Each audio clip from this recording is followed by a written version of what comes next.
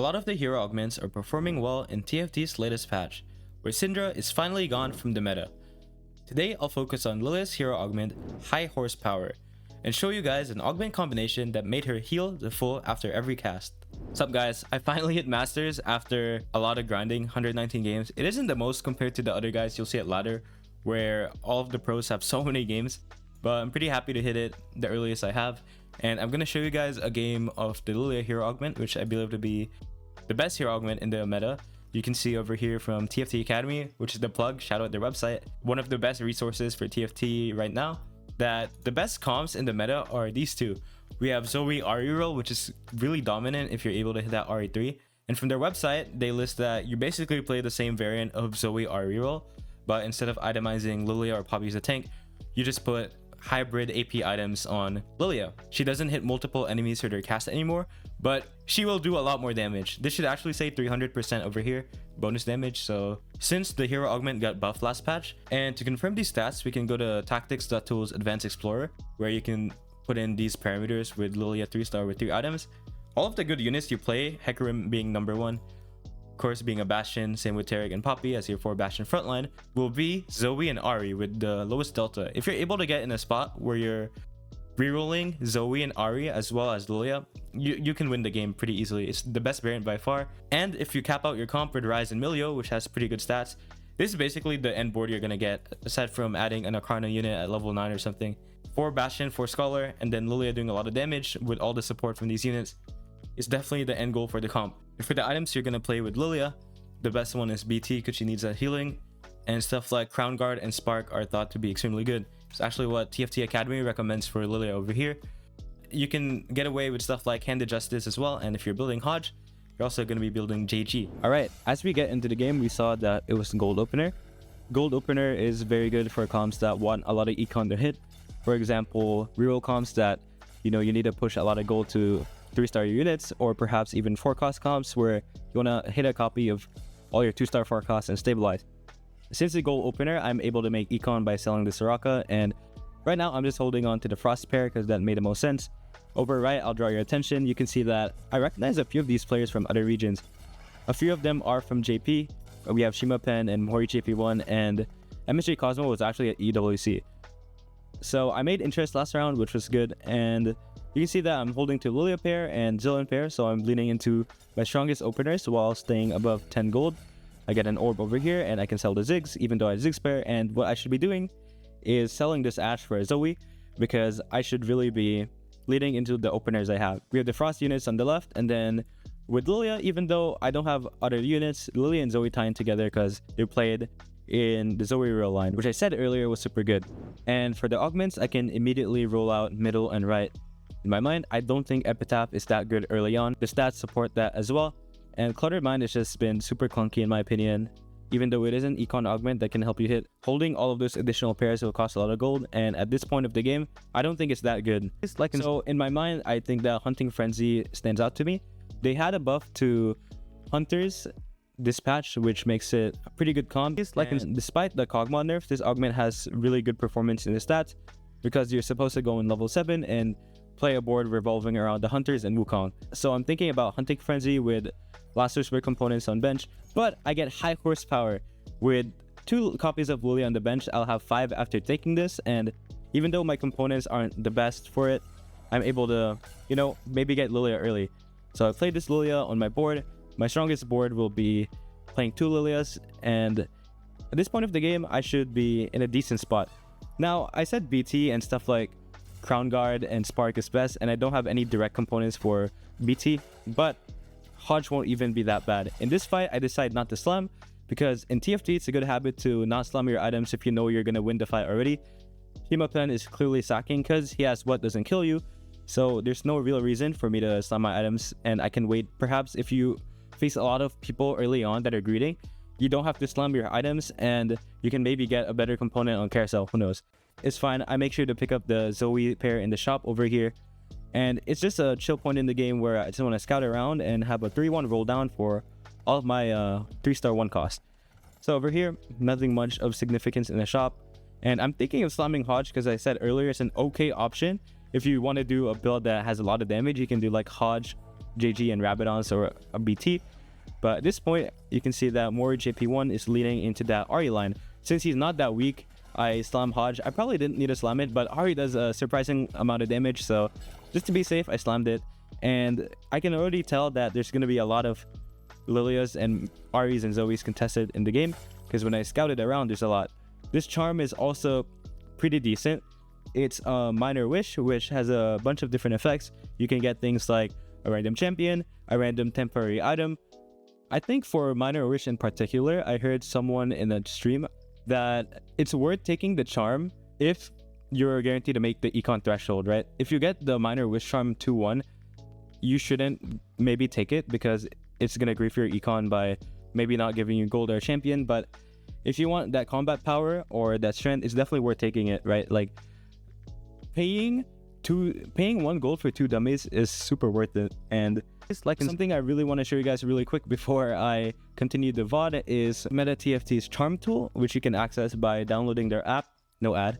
If you see over here, they have a section with charms in different stages, and you can see the average placement of various charms, which is super helpful to help you determine if a charm is worth it or not. Even though they're all situational, it should give you a good idea of the strength of each individual charm.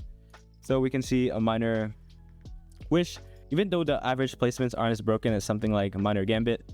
Please like and decent to click, especially if you want to win rounds, because I was in a 2 streak. You can see that rerolls and champions are slightly higher because those are the econ ones, but even stuff like dummy and item isn't the complete worst to have, especially if you want to push that win streak. Let's get back into the game. You can see I'm facing Yuhao, who's I think angling into the Zoe comp as well, but he's flexible, so he's probably pushing fast 8. Flexible is still a very good augment, even though it got nerfed, because it still gives a lot of HP and flexibility into what I guess comp you can build in. And you can see that that guy had 2 Lillias, and I'm scouting around, there's so many Lillias gone. Fortunately, like I said, the bag sizes should make it, I guess, possible for me to hit Lillia 3, but it's gonna be a bit more annoying to hit it as everyone's holding one. I think I counted like 10 gone from this spot. And as we get into the carousel, I have an open chain, so I'm either thinking a tank item or something like a rod or a sword to build in a BT or something like Archangels. And at this point, what component we guys take here? Sword or cloak? Please like I messed up by taking sword because it's pretty narrow. It only really builds into Shojin or BT. Shojin going into stuff like Zoe, Ahri, or if you go fast A like me, essentially Rise. And I would have gone cloak because cloak allows me to flex into either tank items, spark for Lillia, or BT if I get dropped a sword. Definitely a mistake. But over here, I'm on a 3 streak. I want to win this round, but I don't want to level because I'm playing 1 cost real comp, and this guy's incredibly strong.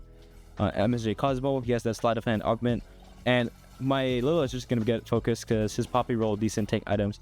It's fine losing the streak, not the biggest deal. I just noticed there's just so many Lillias gone, right? Like, I could have played 4 Fairy after hitting the Tristana, but I don't think it's my best board. I think the value of 2 Lillias is just too much as we're level 4. So just scouting around over here, not much going on. Just making sure I have all the units in my team planner. And this guy took Replication, has a pretty strong front line. No way we ever beat this right now. He also has Tank Jace, which is interesting. But we're going into the important round of 3-1, where we're going to roll down our gold and focus on all the 1 cost pairs that we need to hit. Particularly Lillia, Zoe, Poppy, and we get a Hecarim and Chop, which was pretty good. And yeah, we're just going to be preparing for the inevitable 1 cost reroll round. 3-1 is when you want to do it because it's the round before you naturally level to 5 and have the best odds to hit your 1 cost. So here you can see that I get dropped good components for Hodge specifically. Like I said earlier, I'm going to be building that JG, but more importantly, it's going to be the roll down. Let's see how I handle this. It was pretty early in the morning, so I was sleepy playing this yesterday, but hopefully I did a decent job of rolling down. Okay, most important thing over here, I'm be buying the charm so it doesn't show up. It's free, and I'm going to be holding the additional 1 cost. I'm buying the Seraphine, which I didn't really need to do, but I'm just focused on the good units over here, hopefully not missing anything. I found that Lillia, a Zoe. I'm hitting a lot of Zoe, so I can go for it, even though I didn't have a lot. And I'm 1 off Lillia at this point, so I'm going to be digging the 30 and potentially pushing levels. If you're playing 1 cost reroll, you don't really want to roll it to 0 unless you really have to hit. But at this point, since I'm so close, I want to dig to maybe like 30 or even 20 gold to hit my stuff. And fortunately, I hit a Hecarim and a Lillia, which is really good. I didn't hit that many Poppies, which was a bit concerning, but at this point, I had the Lillia 3 with the JG. 3 items, technically 2.5 because I don't really count Fairy Crown as a good item if it's 2 fairy. And yeah, it's a decent point in the game. The Katarina shouldn't be played. I should really be playing something like, I don't know, like another Zoe 2 or another Hecarim over it, but it's fine. Witnessing how strong high house power is, it's Lillia 3, so she's gonna do a lot of damage, right? Luckily, I was able to hit that Lillia despite a lot of people holding it because of the back sizes. And let's get into the second augment over here. I don't really like any of these. I think Find Vintage is too slow, and with only a component or 2 components in my bench, I can't take it. Misconnections, I don't really need more econ because I already hit my primary carry, and at this point, I'm just thinking about taking Unified. Even though the positioning is going to be awkward, you can definitely make it work by backlining a lot of the units. And I'm going to reroll middle, and we get Row Rejuvenation. Typically, Row Rejuvenation isn't the best silver augment for a lot of comps, but for Lillia, who really wants that Omni-Vamp, it's going to be really good. We can see on tactics.tools to confirm this on Diamond Plus for Lillia 3-star. If you go to Augments and sort by silver, there's not a lot of sample size, so we can move to Emerald, but the best augment at 3-2 for silver is Row Rejuvenation. And I'm going to show you why with the gameplay that is going to unfold, but I'm able to take that Row Rejuvenation and have a good time. I'm just thinking about it because I thought Unified was good, but I'm looking at the stats at this point and it's pretty clear. I'm able to high roll a Rise, which was insane. I didn't play this turn because I didn't see it fast enough, but should definitely be over this Katarina, who's only giving me Fairy. So I'm facing Shimapen, who is playing Syndra. Blue Streak Syndra, no combat augments post nerf. I don't think that's a good idea. Over here, I'm trying to build my best board. I have 4 Bastion available with that, and let me know if there was a better board I could have built in the comments. It was pretty hard, but I thought that since my primary carry is Lillia, the best board I could have built was the Bastion. Maybe Fairy wasn't super important, but since I didn't have a last item to build on her, I elect to play the Seraphine 2 to give me that Fairy. So I'm facing Millennium Fox over here. This guy is the Zoe reroll who missed, and holding all the Zoes is a good move because it denies this guy while being able to, you know, make me have a unit to play on level 7 and 8, which is that 4 Bastion, 4 Scholar board that we really want. So as we go into Carousel, I had an open sword and an open chain. As I'm waffling in the team planner, just trying to build my end board. Trying to see over here, what would you guys take? I'm trying to build a last item for Lillia because the Fairy Crown isn't the most valuable, and with an open sword, I just take BT because the rod was taken already. And yeah, at this point, we're just going to be pushing levels. There's not going to be too much going on aside from positioning. You guys all heard of the, I guess, CN positioning tech where you try to have the RE wrap and the Lillia, but it isn't as important in this, I guess, comp because we're not playing around primary RE since there are so many rerollers we're not able to hit. But just watch the Lillia as she's able to just tank so much, and with Row Rejuvenation giving full Omni-Vamp because I backline most of the units. I obviously want a frontline unit to offset all of the other enemy carries, but having that much Omni-Vamp on Lillia, double healing, is going to be really good if they don't have anti-heal. And over here, I pick up the Charm, and I want to maintain my streak, going to neutrals. Some of the boards are pretty strong. We see a Nami on one of the other person's board who took Flexible. The Sleight of Hand guy is still 94 HP, so hopefully we win this. And you can see over here, MSJ Cosmo is super strong, right? He has Bard 2, he has Ari, Zillion, 2 TGs, and Slam components. So let's see if our Lillia is able to 1v9. The one thing to note is he doesn't have anti-heal. Anti-heal is just super good in this set in general, with I think red buff being the best anti-heal item for carries like Rise, Karma, stuff like that. But yeah, I just destroy him because he doesn't have a carry to burst my Lillia yet, and because he doesn't have anti-heal, he's going to take a lot of damage. So here I high rolled again. I found the Taric, which is really good. And since I'm not going for Poppy 3, I can just sell the Poppy because it doesn't give me much. Even though typically you would want it 3 stars in this comp, I should just play around the Shen because I have the pair. And I just make money over here. I level. And with these components, what would you guys build over here? In my mind, I kind of want tank items, but as I said earlier, anti-heal is super important in the meta to allow, you know, the Lillia to be able to one-shot everything and the carries not to heal the full. So I elect to build Morello on Rise. I'm just hovering it over here. And I could build a Vow, but I want tier to be open for either a mana item on the Rise or, more importantly, Static Shift. So we're facing the other guy over here is also angling Rise. We just destroy him because he doesn't have that single target damage to burst Lillia, while my Lillia has like so much damage, right? over here we pause and we can immediately rule out the Augment on the right. Doesn't really provide value. Who are we going to put it on? But it's a dilemma here, right? What's better, Bastion Crest or double row rejuvenation? Please like. So if we look at the stats and sort by gold augments taking at 3-2, we can see that the best things will be stuff like Arcana Crest, Higher Education, stuff like that. Spellblades, these are all just broken AP augments, but row rejuvenation is over here. Bastion Crest is decent because you can play for that 6 Bastion, but I don't think it's that good because you just want those combat augments that give a lot of AP, or something like Omnivamp from row rejuvenation. Basically any good combat, right? And there's a good argument where you can take Bastion Crest because I think double dipping on Omnivamp might not be the most effective. But, you know, I just wanted to test a really high Omnivamp Lillia. And instead of going Bastion Crest, which I don't think is a deal breaker. For example, if I got an augment like Spellblades or something like that, or like maybe Magic Wand, I would have taken it. But I don't think Bastion Crest is enough to swing me for an augment like this, row rejuvenation 2, even though I have one already. Let me know in the comments if you guys think I should have taken Bastion Crest. But yeah, over here, just reroll it. I don't think combat bandages is that good. I paused because I checked over here. I just go level 8. I hit Minor Wish, which gave me a temporary Zephyr, and I'm just rolling down to hit a few more upgrades because I know Rise is contested. Maybe I can hit that Rise pair, which I do. And even though I'm not directly going for Zoe 3, I just buy it just to grief the other guy and deny all the other Zoe players.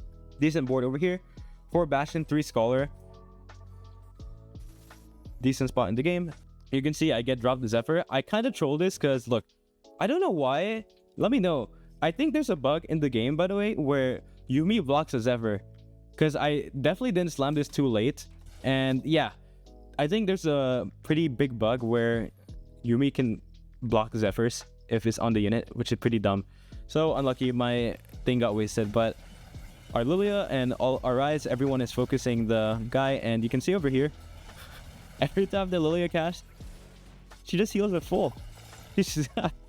Basically, this Lillia right now is a check where if you don't have enough burst damage to kill it, you're cooked. If you don't have anti-heal, you're dead. So I'm streaking over here, and I don't want to roll too deep, potentially push 9, but I just want combat charms and the potential to hit something like the Rise 2. So I do that. I think that Kalista is probably better than a Seraphine 2 to give me Fairy to the Lillia. If I were given a chance, I'd probably play 4 Scholar over Fairy. But the thing is, I don't have a Scholar carry like Ari or Zoe to justify it. So I think it was fine to keep the Fairy over here. Yeah, this guy, I got killed because my Lillia didn't target correctly, and his board was pretty good. He was playing Portal, and with an open Chain and Tier, you ask what components are you going for. I really want that Shiv for Camille, which is really good. I maybe even want a Cloak and a Rod because it builds into that Shred, which is super important, but I'm not able to get any, and I'm not taking this sword item. You can take sword for Shojin on Rise, but I really wanted to greed like Shred, right? But like my HP is good enough to be able to greed those components, so I just don't slam it. I'll just slam Bramble because they got double chain. I roll over here twice trying to get a combat charm, and I got pretty lucky hitting that Rise and that Ari. And yeah, at this point, all I really have to do is roll for combat charms and push level 9. I think the tankiest unit in my board is the upgraded Shen 2, and he's someone I can sell later for Diana. You see over here, this guy is a cheater. He had 2 Witchcraft spats after getting flexible, his initial one being Vanguard, and you can see that this comp can struggle a bit with like high burst comps. Like Witchcraft is known to be high burst, so this guy is gonna melt my Lillia, but I think our spot in the game is still decent, being able to push levels, and I'm rolling for a combat charm. I wanted to roll once because I was able to stay above 10, but I didn't want to roll below that because I wanted to make interest, and I missed on a combat charm. Unfortunately, I'm just scouting over here, making sure that my tank is in front of Lillia, and oh, Syndra 3. Let's see how good Syndra is after the nerfs. So the thing is, he still has Wukong 2 and has double combat augments, so even though he's Syndra 3, my Lillia is just able to heal the Fool because he doesn't have any anti-heal. Even though it dies, he still gets overwhelmed, and he's going bot 4. It's the revenge of Syndra, right? For being so OP, now she's like very, very underwhelming, which is good. He hit Wukong 3, fortunately. I played him last round where before he hit, I'm going to be at neutrals round, and at this point of the game, I think the most important thing was me rolling for that Lillia on 3-1 and just recognizing my items. So yeah, over here, I do get a sword, which builds into Shojin, but I pop this anvil, and yeah, I'm able to greed for Shiv, and I'm getting it. The super important thing in this comp is getting Shred somehow. Usually it's a spark through a secondary tank like Poppy or someone like that, but Since I'm not able to get anything else 3-star like Ari or Zoe, since I had to push, since these players were playing the comp, please like and go for a Rise secondary. So I'm just going to push level 9 over here. And at this point of the game, there's not going to be much. It's just going to be rolling for charms. This one's a new one, which is pretty cool. It's a charm that gives you magic resist for a round. And this is going to be really effective against magic comps, which most of the lobby is playing. You can see Draco over here, who's that replication player. He gets the Preserver +1, and he's playing for that fast 9. He does deal a lot of damage, which is pretty scary, but let's just watch the Lillia. Yeah. Like, this is why it's so important to build anti-heal item, guys. This meta is a lot of healing, and especially with the Returner Portal and stuff like that, and units like Tarek, who's like just a big shield and stuff like that. It's gonna be super effective. I buy this charm over here for combat every round. I'm like thinking if I should like sack backline value just so I can put Lillia in the front. I'm like, nah. I'm playing the Portal unit as well over Zoe because I had 3 Scholar. Nora is a lot better than Zoe too, so yeah, I keep those options open. And since I'm not probably playing around Zoe, I can sell the extra Zoe. Look at this fight. Like, I'm speechless, man. Great. Yeah. I mean, Row Rejuvenation probably won me like a lot of rounds when I wouldn't be able to.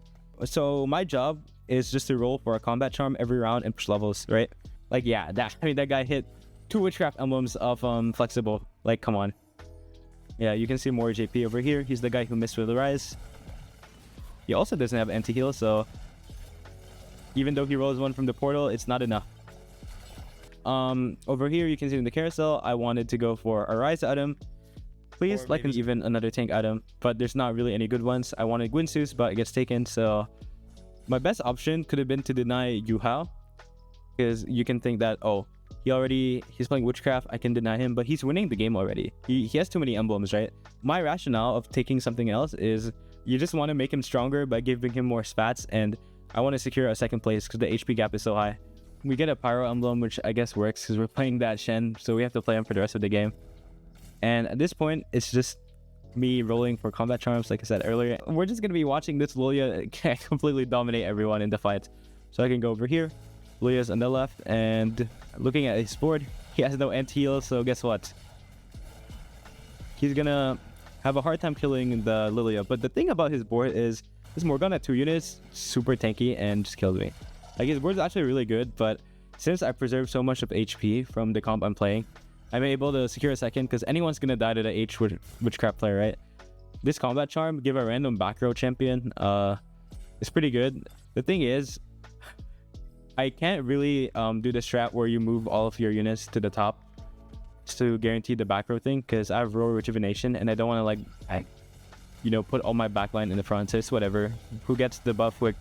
Whoever gets the buff gets it. But yeah, we're facing Cosmo over here, even though his whole team is focused onto the Lillia.